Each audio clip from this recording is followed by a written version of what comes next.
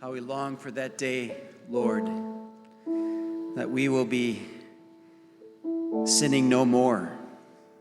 And that day is coming. We will be like you when we see you.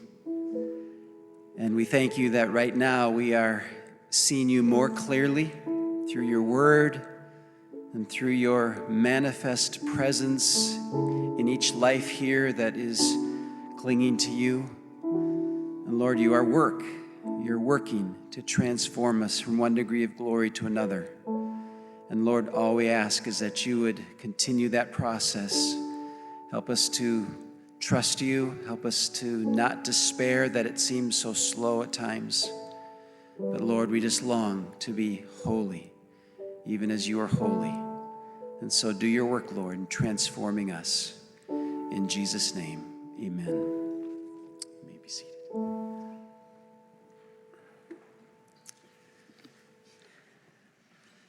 Welcome to chapel. It's such a joy to be here with you in the midst of our semester. Some of you have taken some midterms this week, and God is on the throne still, and you are justified apart from those exams. So rest easy in Him, even as you seek to glorify Him in how you apply yourself to your studies. So it's good to be together, and it's my privilege this morning to introduce to you Matthew Molesky. Matthew is a dear brother of mine, a friend of mine, part of Bethlehem, and he was climbing the corporate ladder in one of these high-rise buildings downtown, and God just got a hold of him. And sometimes God gets a hold of people who are doing that and just keeps them right there to be salt and light in their community, in their business, in their corporation, and I rejoice in that. Some of you will end up there, and that's a wonderful place to be. But God wrestled him out of that climb, and just to watch the Word of God invade a man's life has been a profound joy to see happen. And to see Lord bring him through TBI. He was one of our later bloomers that didn't come in right out of college in the seminary program back those days. But God just drew him in and gave him a mind and a heart that loves the Word of God and loves to pastor God's people.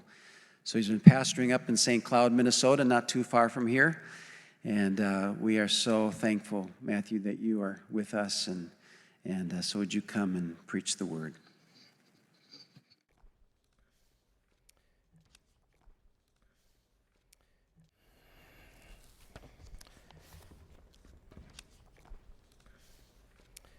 Wow. I've never stood here before. 8 years, a lot of memories flooding back of being here and hearing the word so faithfully proclaimed from this pulpit. Right there, Susan and Colton and Isabella and I would sit third pew because we're good Baptists and we sit in the same place every time when we come to church. And it did. Tom is right. It changed our lives forever, and our lives have never been the same, nor will they ever be the same. If you have your Bibles with you, which I hope you do, I want you to turn to 1 Timothy. 1 Timothy chapter 3. And we're going to be in verses 14 to 16 today. And I want to pray and ask God's help. Father, just come before you again and ask that you would send your Spirit now, that you would open our eyes to see marvelous things from this book that is alive and active. You seek to change us right now in this moment for the glory of Christ and for the joy of all peoples. God, would you do that? Help me to serve these men and women well. We ask it in Jesus' name. Amen. I want to tell you, Tom told you a little bit about myself. I want to tell you a little bit about the pastor before you. I am young by age and experience. I'm 43 years old, and I've been in pastoral ministry now, getting paid for pastoral ministry for about 8 years. It hit me this week as I was thinking about this moment, and I was walking from the church to our home after working one day, and I thought, pastors ought to talk about their experience kind of like dogs. We ought to be aged like dog years, so really I'm about a year old, because that's how I think about myself. I'm just entering toddlerhood as a pastor. I have so much to learn, and I feel like I've learned so little, but have seen the great grace of God at work in my life and in the life of our ministry at Calvary Community Church. I've been there specifically about 5 years, and that happened on September 27th. It was a 5-year mark at Calvary. And so what's been going on in the last couple of months leading up to that and since that time is I've been thinking a lot about the last 5 years in pastoral ministry and kind of everything that I thought it was going to be when I was going into it and where I was sitting where you're sitting and being trained for that and going to this church, that all these visions and ideas of what it would look like and now reflecting back on what pastoral ministry looks like. I'm reading Paul Tripp's latest book right now called Dangerous Calling, which President Tomlinson ought to buy for all of you to start reading that book. It has been an incredibly helpful book. He's been wrecking me as a pastor as I've read that. I've been just started a study with our ministry staff. 3 other brothers were reading Lectures to My Students by Charles Spurgeon. And so in the mix of all of that God is using in my life and having me think about pastoral ministry in the church, I run into Jonathan Bowers at the Desiring God National Conference, and he says, would you like to come and talk about, we're doing this little series, and we would like you to speak about the holiness of the church. Which, when I walked away, the sentence in my mind was, how do we behave? What does that look like for the church to behave, the church of Jesus Christ? Now, before I get into the meat of the sermon, can I confess something to you now? Is that all right? Is this a safe place to be really honest? I'm really nervous. It's like a big deal to sit before a bunch of people who are really giving themselves to the study of God's Word. And I just want to be honest with you that the temptation for me as a pastor and a preacher in this moment was to try and figure out some remarkable thing to bring to you about the holiness of the church. So kind of what I found myself thinking is, how can I kind of hit it out of the park for BCS? Esteemed group of studiers and professors, and I'm not a hit it out of the park guy. I'm a singles guy. I hit base hits, and so as I was studying, I was so helped that Tuesday morning, as I've been started just reading Hebrews, that I read this in chapter 2. This is God's mercy. He said, we must pay closer attention to what we have heard, lest we drift away from it. Peter talks this way. He says, I intend always to remind you of these qualities, though you know them and you're established in the truth that you have. I think it's right, as long as I'm with you in this body, to stir you up by way of reminder. So I don't have some remarkable revelation to share with you about the holiness of the church. I'm really going to hope to stir you up and remind you of some truths. And so when I thought of myself as a pastor, I immediately started thinking about Paul writing to another pastor. And even though you may know Timothy's story, what I want you to remember when you come to 1 Timothy that sometimes I think we forget because we leave our imaginations at the door of entering into the scriptures is that this is a story. Even the pastoral epistles are narratives. It's Paul, at the end of his life, writing into the life of a young pastor, probably in his mid-30s, serving in a church that hadn't called him. Paul had said, Timothy, I want you to go to the church at Ephesus. It's a church that if we read this letter, we can surmise some things that are probably happening. It's a church where there are false teachers present in the church moving against God's people. It's a church where people seem to be talking in irreverent and silly myths, and Paul says, don't talk like them, prattling on like old women. He's a young man who's probably timid by nature, has a stomach ailment. Maybe those two are connected in his timidity and his fears of things that are going around him in the church. He has an unsettled stomach. And Paul, as a wise discipler and mentor to Timothy, thinks about him at this church in Ephesus where he has been, he has served, he has experienced life and ministry, he says, Timothy, I want to write some things to you about the church.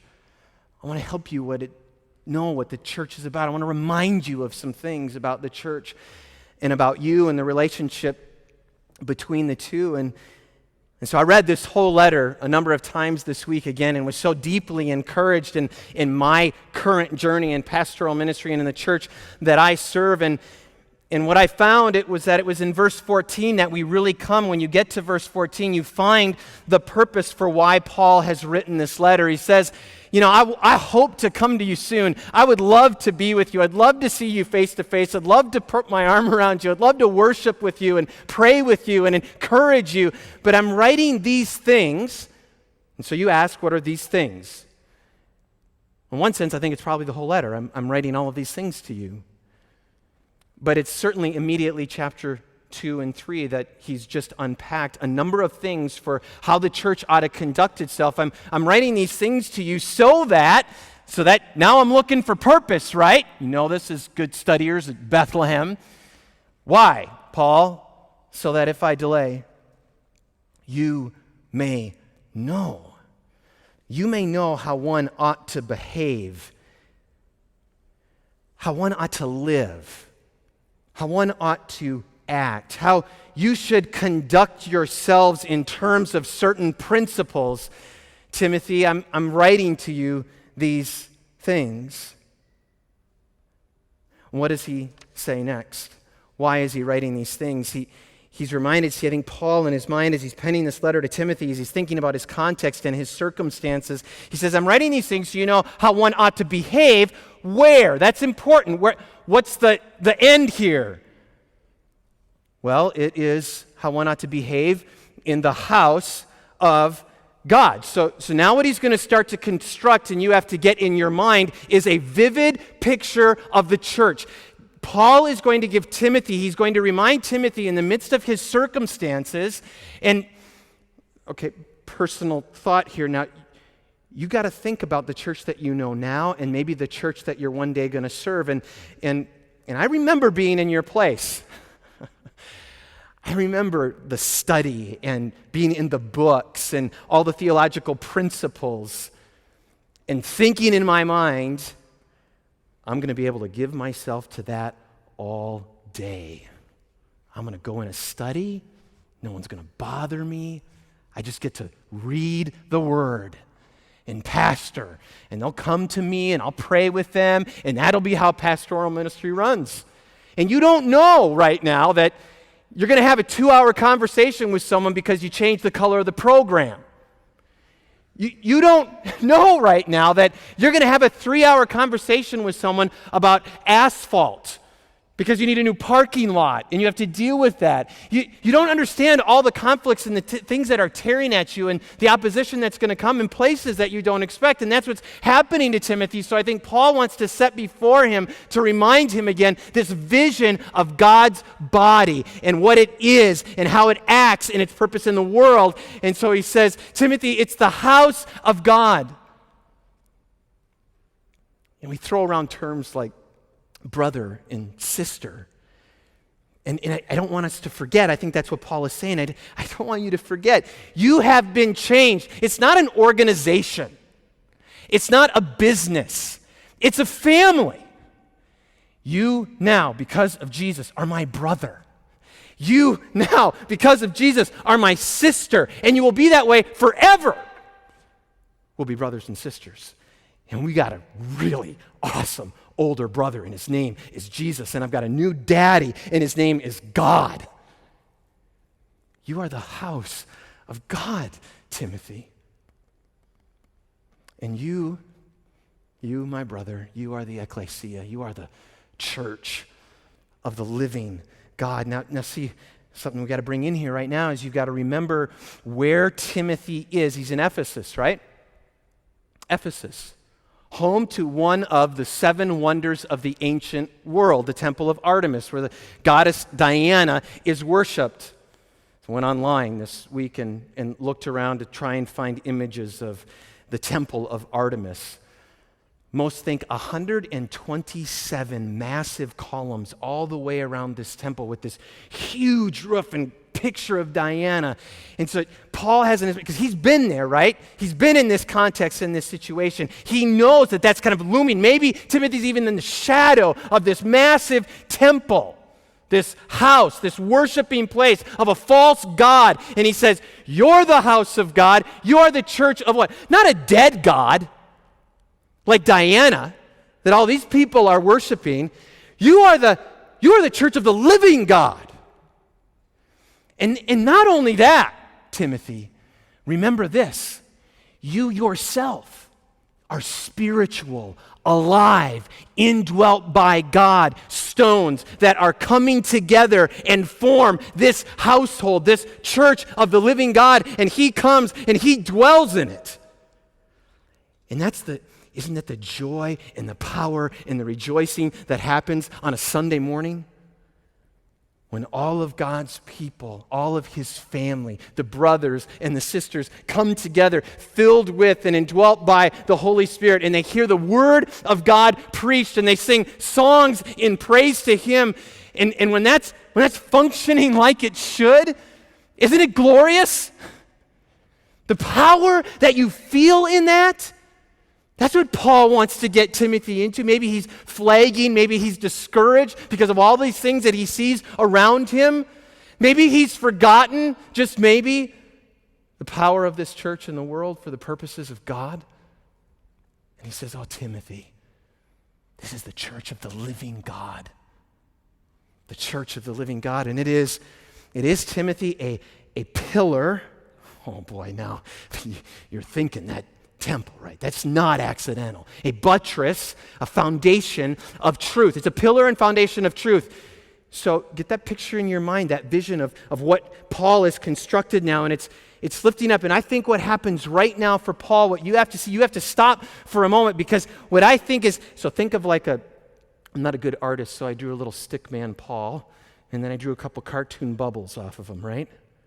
Because I think what happens right now is Paul himself. That's what I love about Paul. I love that his orthodoxy leads to doxology.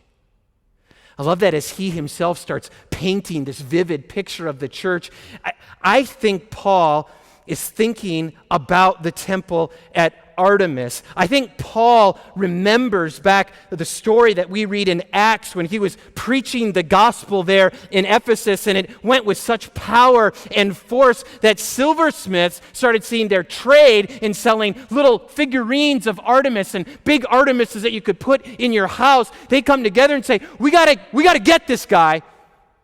He's messing with our economics with this talk of Jesus. So a giant crowd comes together, right? And they start looking for Paul, and they can't find him, so they find his buddies, and they bring him to an amphitheater. And some think as many as 20,000 people came into an amphitheater, and they cried out for 2 hours, what?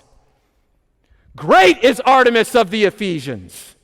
Great is Artemis of the Ephesians. Imagine, you see, when someone's trying to defend them to 20,000 people, and for 2 hours, their piety, their religion, their behavior, their act of worship, great is Artemis of the Ephesians. I think Paul, he's thinking that. He remembers that story. That's in his mind. And he's thinking, wow, he himself gets caught up in joy. Like, this is the church. It's God's church. And I was called, read chapter 1. I'm an apostle of Jesus Christ. It's by his mercy that I was saved. His mercy towards me. I was the greatest of sinners. And he called me to be an apostle of this work. And those two things come together. And here's the danger. Here's the danger right now. As studiers, you need to study. Everything you're learning here is really important. But the danger is you could look at this little hymn and you could get wrapped up in all of the studies about, is it a hymn and is it a creed and is it 6 lines separately? Is it a triplet? Is it a couplet? And you get, study the words and they're all aorist passives and then they're all followed by a dative and wow, isn't that interesting? And you forget that he's singing. That Paul stopped and he said, oh my goodness, great.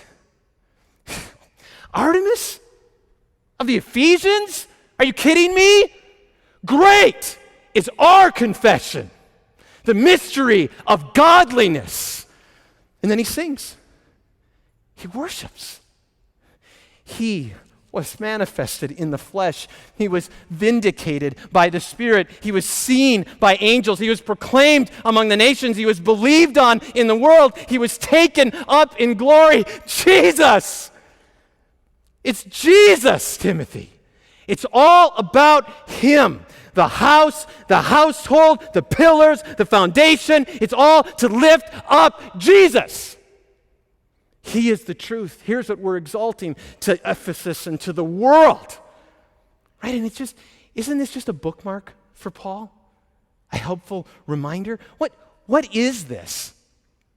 You can argue structure. I think there's probably chronology here. And I think what Paul has in his mind is like the little instruction to don't forget the Gospels. Read the story.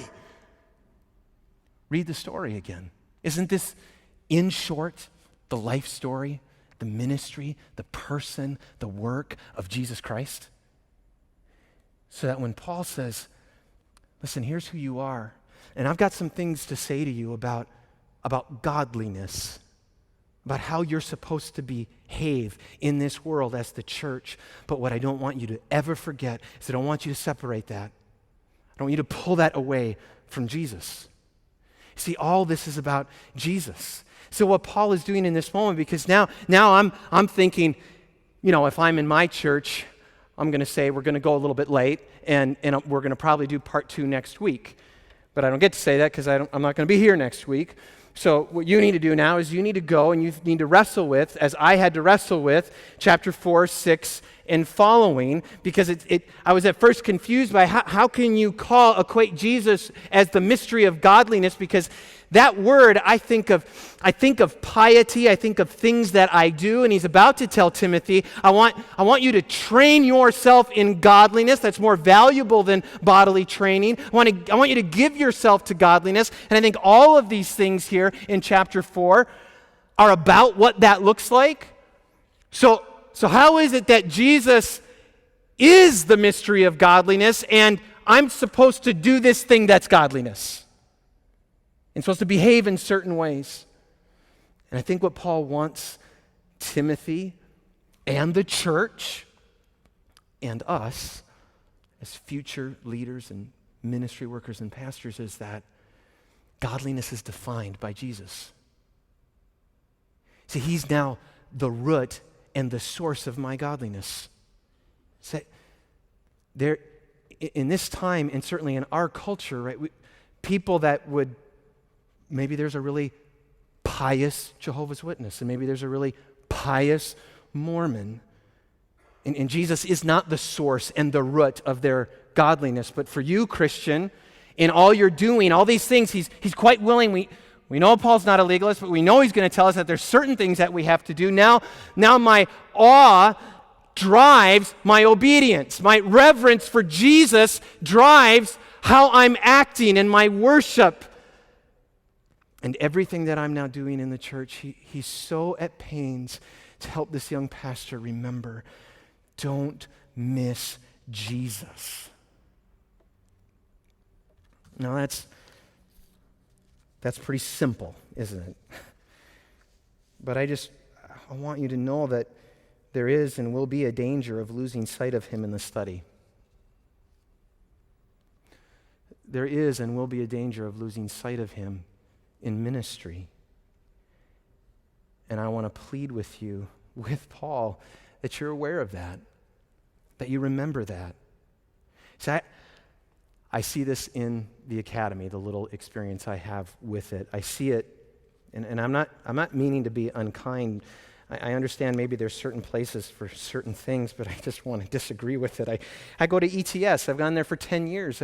I feel like I don't see it. We talk about these massive theological truths, and I just want to end with a song every time. Get up and read your paper, but let's sing about it. Like Paul sings about it when he's done talking about these great, massive theological truths. I see it in our people. I see what you don't need to point them to more rules and ways. Generally speaking, when people come and they're broken and they're hurting, they need you to point them to Jesus. Your piety, rooted in Jesus, needs to be vigorous so that you're ready to serve them that way, out of that. And that danger is here, even for you at BCS, which I think gets it pretty right. That you have a chapel like this, and you're singing the songs that we just sang about this Jesus. I want to end with a story. I love how we're preaching through Luke right now, and I love just watching Jesus and how he teaches, and he always connects great truth to stories. So I'm going to read an extended story for you. So would you bear with me? I like telling stories. Hopefully it's kind of, get comfortable. Here we go, a little story to end. This is Paul Tripp in his book, Dangerous Calling. I have a friend who became an avid rose gardener, and maybe you've heard him give this. His rose garden was the community's most beautiful and healthy, with the widest variety of roses. He did everything humanly possible to prune and protect and nourish his bushes into maximum health and productivity. During the season, he would work many hours every day on his bushes. He did it with discipline and perseverance. He told himself he did it because he loved roses. He didn't mind the early mornings or the gardening that repeatedly took him into the night. His wife thought he was a little nuts, and his friends wondered what it was about roses that hooked a guy. Yeah. But nothing seemed to weaken his resolve. He knew the address of all the important rosebush websites. He was friends with all the good nursery proprietors in his area. He had filled his head with endless trivia about the history, health, and care of roses. He was able to speak in a rose lingo that needed translation if the listener was not himself a roser, something I never aspired to. One Friday evening, after 3 hours of rose work, he was looking out the window as he washed his hands in the kitchen sink. And it struck him all of a sudden that the one thing he hadn't done in years with his roses was enjoy them. He had studied the world of roses. He had cultivated the soil around his rose bushes. He had carefully pruned his bushes. He had given bunches of roses to others. He had fed and watered roses. He had had long discussions with other rosers. He had spent time at the local nurseries learning more and examining bay bushes with the intent to purchase.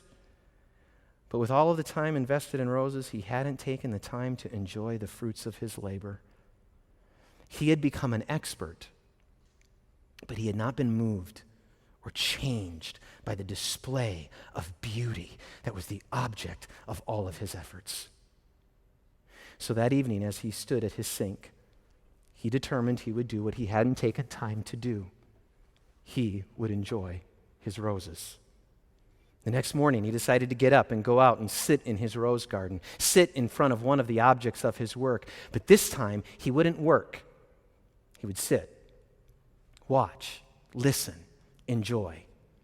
So before noon, he placed himself in front of one of his bushes, and for hours, he just sat there. He noticed how every branch of each bush was unique. He noticed the individual curvature and the placement of each thorn. He watched an insect civilization that attached itself to each bush. He noticed the contrast between new growth green of infant shoots and rough bark exterior of the older branches of the bush. He was awestruck by the precise and delicate architecture of each blossom. He couldn't believe how each yellow petal wasn't really one shade of yellow, but actually it was a wash of 100 different yellow hues coursing across it that gave it its yellow appearance. He told me that it may seem weird to say, but his hours before that bush changed him. Those hours gave him back his sight. They made him thankful. They made him smile at every level of his heart. They filled him with mystery and joy. And most importantly, they caused him to worship. Expert but unchanged. Expert but without awe. Expert but not driven to worship. Expert but lacking in joy. Expert but not very thankful.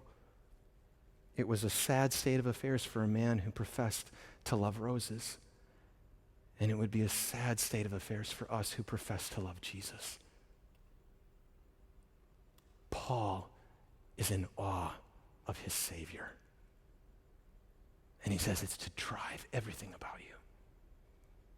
So much so that he can't stop singing about him, or talking about him, proclaiming him, giving him once again to this young pastor. Let's pray.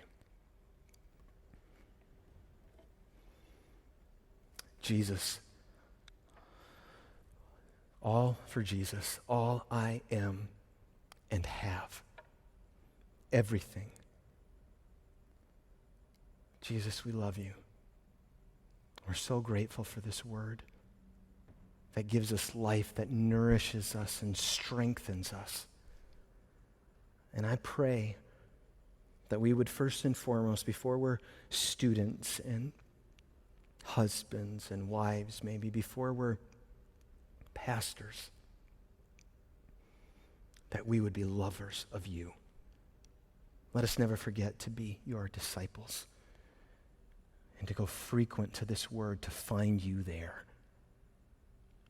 Reveal yourself to us in ever-increasing measure for the good of our souls, for the sake of our ministries, for the spread and advancement of the gospel and the kingdom of God, we pray. In your name, amen.